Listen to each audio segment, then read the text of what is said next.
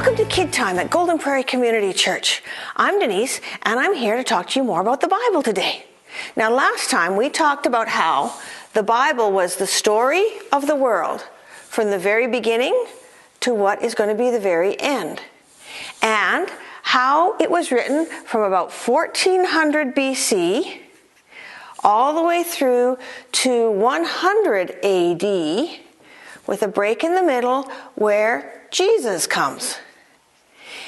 And how can it all be one story when it's written over that length of time? Because it was God who helped and used 40 different authors to write the whole story. So this is a long time ago. And the question I left you with was, how do we know that what we have today is the same that was written a long, long time ago? Well, first off, let's take a look at what we've got today and see what it says. Is it the same altogether? I'm going to read a verse in this big Bible and the same verse in the smaller one and see what they say. And he spake this parable unto certain which trusted in themselves that they were righteous and despised others. Okay. And this one. To some who were confident of their own righteousness and looked down on everybody else, Jesus told this parable. Well, that doesn't say the same thing. Those words aren't the same. But is the meaning the same? So let's take a look. And he spake this parable, and Jesus told this parable. So if we look back, it is Jesus talking, so that's meaning the same. And he says it's unto certain which trusted in themselves that they were righteous. So to certain people who figured they were good enough and good. And this one says to some who were confident of their own righteousness. Says the same thing. And that they despised others. And they looked down on everybody else. Says the same thing. The words are different, but the meaning's the same. So how come they're different? Because the Bible wasn't originally written in English. It was written in different languages. And if you know how to translate something, usually there's not direct words that translate from one language to another. You get the same meaning, but you have to use different words. See, the Bible was originally written in different languages. The Old Testament was written in Hebrew. Now, to me, that just looks like squiggles and dots. But Pastor Rod knows how to read it because he learned how to read Hebrew, so he could read it in the original language. The Old Testament in Hebrew and a little bit of another language called Aramaic. And the New Testament was written in Greek. Now, it's not the same kind of Greek that people speak today. It's an old Greek called Koine Greek. But that's what the original language was. And they're all just squiggles to me too, but Pastor Rod can read that one too. So those were the original languages, and then it's been translated into all sorts of languages all over the world, including English. That's why the words aren't always exactly the same, but the meaning is the same. So how do we know that what we've got here, even in the Greek and Hebrew, is the same as what they wrote way back then? Well, can we go back to where the first guy wrote it down? No, actually. Those were called autographs. Not the same as you writing your name autograph, but the same idea. The first ones were written down. We don't have any of those. They're gone. They're disappeared. What we have are copies. Actually, what we have are copies of copies of copies. Well, you know, if you copy something, you make mistakes, right? How do we know that there's not a whole lot of mistakes in the Bible from way back then? Well, there's a few ways we know that. One is because if you were copying something that the God who made the entire world said to give to people, wouldn't you be very careful? They were. They had all sorts of things they did, checking and checking and checking again and again and again to make sure they didn't make mistakes. They were very, very careful in how they did it. The other reason I know that is because of something they call manuscript evidence. Now, there are people in universities who spend their whole lives working with ancient documents, ancient manuscripts, not just Bible ones, but all sorts of other old manuscripts. And they do a study on can they trust the documents or not. Let's compare some of the Bible documents to some of the other ones that they trust. There's a guy called Herodotus. I'll just put his name down as H.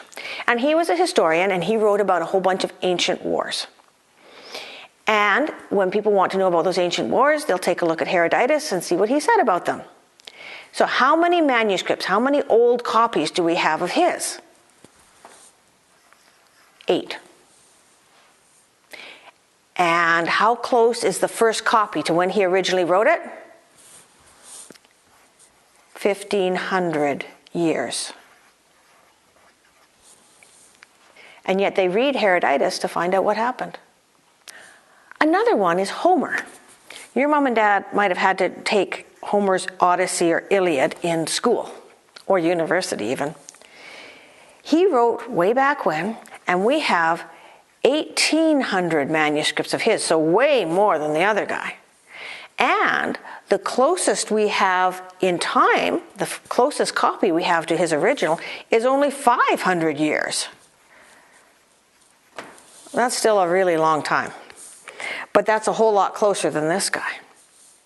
So how does the New Testament compare? Well, let's talk about the New Testament. Now, the New Testament is about Jesus. The Old Testament is here. It was written from 1400 to about 400 BC in there. The New Testament about Jesus. You know, we have almost 6,000 manuscripts in Greek, in the original Greek language. And if you look at some of the translations in that first 100 years or so, we have almost 25,000 manuscripts from that first 100 years of the New Testament. Well, how close can we get to them? The closest one we have right now, a little piece of the book of John, they figure is written within 30 years of when it was first written. There would have been people alive here who had seen Jesus when that piece was written. So most of these are within the first couple hundred years. Way closer than that and way more than that. And because we've got so many, we can compare them with each other. So if there's a spelling mistake here or a word out of place there, we know that it's wrong because all the others agree and that one's different. So that's how we know the New Testament is the same now as what we had before. What about the Old Testament? It's a bit harder because it's a lot further back. But we have the same kind of thing, the manuscript evidence. And there's a really neat story that involves a kid. Because 80 to 100 years ago, the closest manuscript we had was way out about 900 AD. So 1,000 years or more from when it was written. And then in 1947, there was a kid. There was a boy out herding his goats, and he saw a cave. And because he was kind of bored, and because he was a boy that liked to throw things, he took a rock and threw it in the cave, and heard something break. And because he was a boy out there herding his goats, and he was curious and kind of bored, he went in to see what was in there.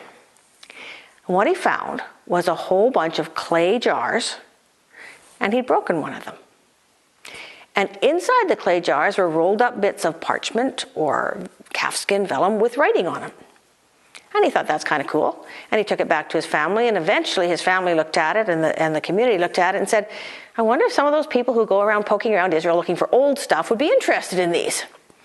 And so they took them to some of these antiquity people, and they said, yeah, I'm interested in those. They're very old. And what they called them, he was down by the Dead Sea, which is a very, very dry area in Israel. And that's the Dead Sea Scrolls. And these were written, most of them, 100 to 200 years before Jesus. And they have all sorts of things written in them, not just Bible. But they have books or parts of every book of the Old Testament except for one in them. And so the scholars sat there and looked at them and said, well, we now have these things from here to 900. That's 1,000 years difference. What changes have happened in all of these copies in 1,000 years? Now we'll get to know how many mistakes have been made. And you know what they found? Very, very little.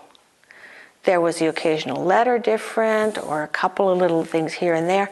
Nothing changed in the meaning in 1,000 years. And that gives us really good confidence that what we have in the Bible today is what was originally written way back here. But just because we have the same thing, does that necessarily mean we need to believe it? Does that necessarily mean it has to be true? And that's a question we have to answer. It's something I believe, yes, it is. And there's lots of reasons I can give you for that. And, oh, look at the time. I'll have to do that another day.